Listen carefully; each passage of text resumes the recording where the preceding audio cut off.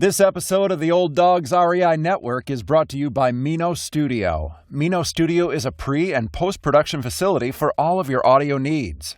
Mino Studio's founder is an accredited audio engineer with top 40 and indie album credits. With over 30 years of music industry experience, Mino Studio can take your podcast from idea to reality. Contact Mino Studio at minostudio777@gmail.com for more information. That's Mino Studio spelled M-E-N-O, minostudio777@gmail.com.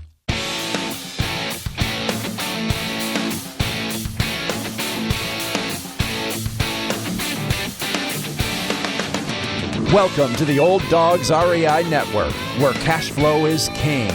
Real estate investing, the means, so you can enjoy your retirement dreams. This is the show where we cut right to the chase. No sales pitch, no long monologues, just simple how-to real estate investing advice, so you can earn the passive income you need to enjoy your retirement today. And now, your host and chief old dog, Bill Manassero. Hello, old dogs, and welcome to Fun Facts Friday. This is our once a week, only on Friday show, where we have special episodes, not featuring guests, where I will share tricks, tips, terminology, and techniques that will hopefully skyrocket you to real estate investing success. Before we get started with our topic for today, I just thought I would mention that recently I had a real fun experience. I was actually interviewed on one of my favorite podcasts called Bigger Pockets. And Bigger Pockets is one of the, I think, the really most fantastic organizations out there. It's a website, biggerpockets.com, and they have a podcast and they do video log, and it's just got a great resources. And we've talked about them a lot on our show, but it was real fun. We had an interview with Josh and Brandon, and it's podcast number 191 if you want to check it out. But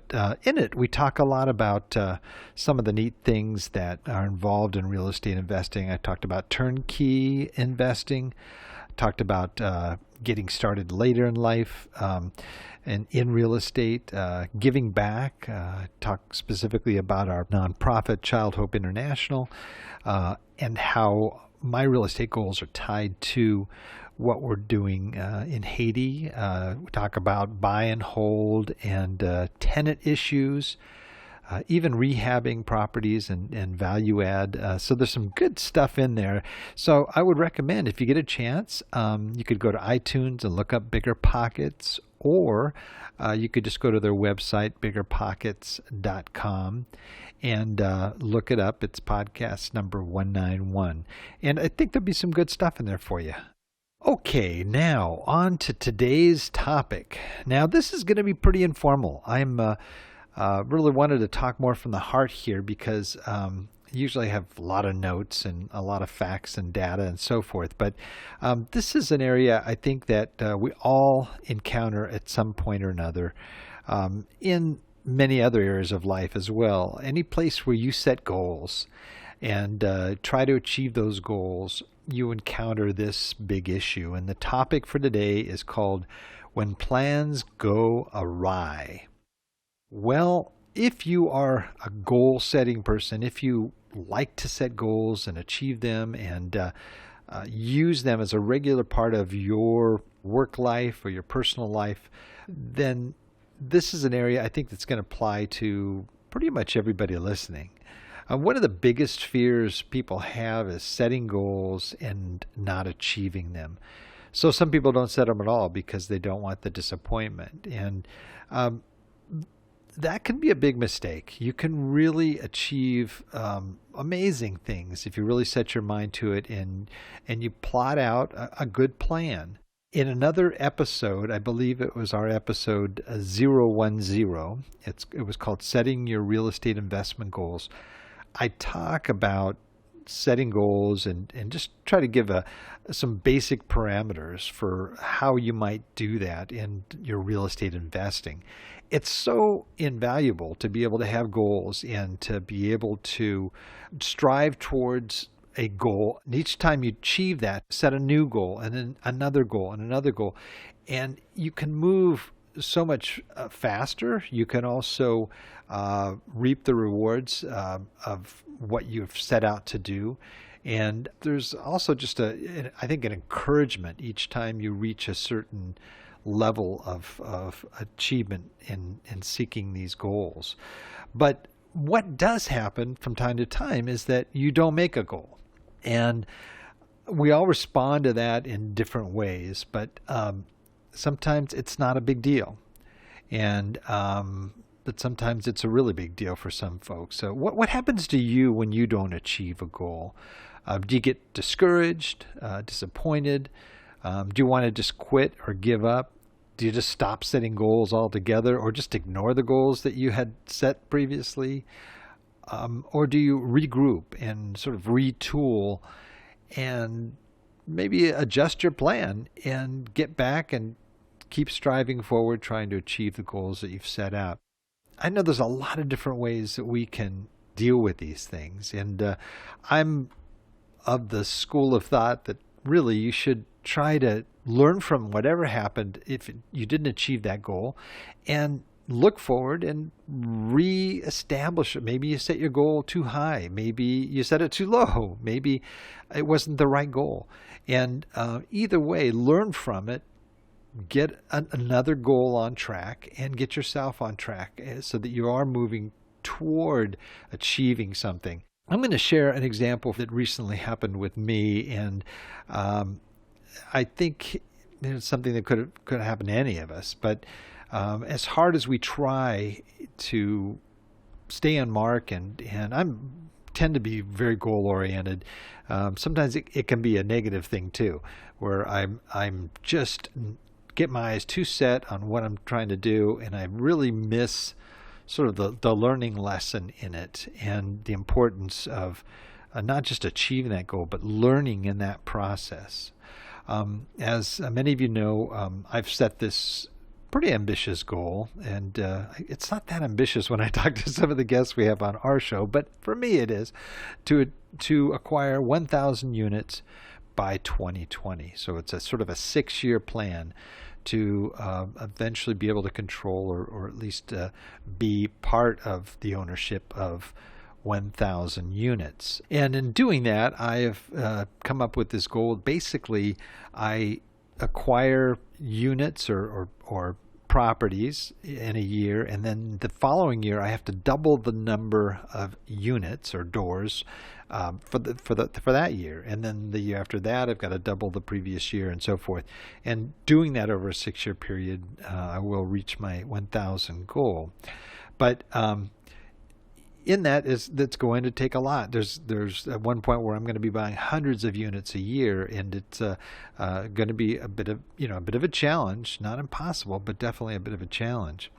Well, I recently purchased a 22 unit, and I've talked about that quite a bit because that is sort of in the forefront of a lot of what I'm doing right now. And part of this is that I had a pretty aggressive plan for this apartment building we purchased in Indianapolis.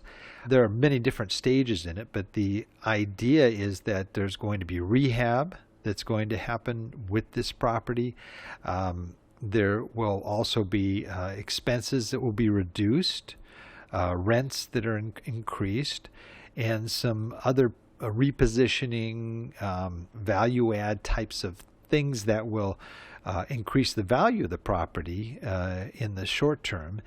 So the goal was pretty aggressive, and it was really looking at right after purchasing this property, within the next 2 to 3 months, we would have all of the rehab or most of the rehab done and begin to introduce rent increases and so forth. I hired a property manager, a really, really nice guy, and he was on board for our plan as we started to move forward.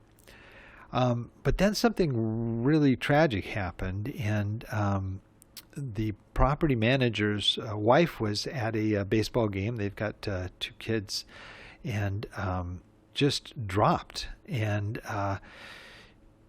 they rushed her to the hospital and found out that she had 2 brain aneurysms. It was just devastating to my property manager as well as his family. And this was something that, as you could imagine, would just run very deep. He also has a huge challenge in that he is sole proprietor. He has his own business. He runs the business. The business without him there is not operating for the most part. And so he had some major challenges. His kids that were very much working directly with the mom, and the mom, running them to not only school and their various sports events and so forth, but very active in their lives. And now he has to shift around to be able to accommodate his kids, to be able to just get his own life together at the same time, suffering from the loss himself. She was paralyzed. Half of her body was paralyzed, and she wasn't able to talk. A lot of other things that where she wasn't really aware, almost as if she was in a coma type state. And so he was also spending time in the hospital with her. Yeah, I mentioned this, more as a factor that, I'm going 90 miles an hour. This happens, and all of a sudden I'm like, I'm very concerned for him. At the same time, though, I'm looking at, wow, our finances were tied to this, being able to cover our mortgage payments and all the other things were also part of this goal. And there was, a lot of working parts to this. So I'm starting to freak out a little bit because I'm going, gee, we had to do a cash out refi, and that was contingent on the profit projections for this particular property. All that to say was that I had to just stop myself. I had to say, wait a minute. Okay, your goals, it's great to set goals, but on the other hand, Bill, this is something that is not something that you had any absolute control over. And because of that, you need to be aware of what's happening in this man's life and his family's life. And I just had to stop and really repent for, just being thrown off by that. And what it caused me to do is to really just stop, to try to be there more for him. My wife was contacting her friends, and we're praying for the family, and we just shifted this, my focus from how can I help him to we're gonna figure out this other stuff that we have to do with this property, but at the same time, what's more important, and that's really his life, his family's life, his livelihood, and the seriousness of what had happened. So, and I'm not doing this to even mentioning this to toot my own horn, because I don't think I've done anywhere near enough, but I feel that I guess I could have looked at this and said, gee, this isn't going to work out. We need to get another property manager, and we just need to move on. But I believe that first, my convictions as a Christian, that does not fend well for me. And second of all, I believe that the goals that I set for business are not the same as the things that really are the really important things in life. And so I just, I share this with you because I honestly think that things will happen, things can happen in your life. And this could have happened in my own life in the midst of all of this that I'm doing too. And how would I have handled that if it was my wife? And I really think that, goals are great and goals are important, but at the same time, we got to stay in check with what's important to you and put that at the forefront. And as we move forward here, to me, it's more important to be able to help the family, to be with the family, or to be there to assist in some way. We have been working with our apartment at the same time, and in fact, for him, it's really helping him to keep his mind on other things besides just the challenges that they have. I mean, the good news is that she is walking now, that she can talk, but limited. She's getting therapy to be able to both speak and to be able to walk. It's just been really, really encouraging. She can do more and more, and we're real thankful that is happening in their lives. But at the same time, I don't want to get thrown off. I think it's just important that we keep our focus. Yes, set goals and strive toward them, but don't step on people in the process, and don't discount people. People are a very big part of all of our lives, not only the people that are close to us, but for real estate investors, there are tenants, which are human beings, and there are people that work with us that are our team on the ground that are so important to us as well too. And we just kind of remember that and not lose sight of that. And when your goals go awry, what do? You regroup, you retool, and we're picking up kind of where we left off. We're moving forward, not at anywhere near the pace that we had initially set, but that's okay, because we're going to be able to do it. I believe God's going to supply any shortage here that we have in our funding process, and I just don't want to lose myself in my goals or my business, and I don't want to lose sight of what's really important. So anyway, that is it for today. Again, it's a little bit different, a little bit more informal than some of the others, but I know that there's a lot of folks out there that are going to put a lot on the line to get involved in real estate investing, and some of them are going to put large amounts of money into these, and they're going to be nervous and so forth. And sometimes you're gonna lose, and sometimes you're gonna win. You can't always guarantee that anything is going to happen. We can't guarantee that the economy isn't going to fall apart. We just need to keep our eyes focused, keep our heart in the right place, and just pick ourselves up and move forward and keep moving forward. But again, let's not lose sight of who we are. So that is it for today. I really thank you guys again for listening. We are so grateful that you even take the time to be able to listen to this program. We know there's a lot of other things you could be doing, and the fact that you've stopped and given us the time to just to give us a listen here and to participate in the Old Dogs Network, we really appreciate it. Thank you guys again for listening, and God bless. Thank you very much for visiting the Old Dogs REI Network. We would greatly appreciate if you would stop by iTunes and let us know what you think of the show. We would love if you could subscribe to the podcast, give us a 5-star rating, and write a review. The more ratings and reviews we receive, the more visible the podcast will be to others. Thank you.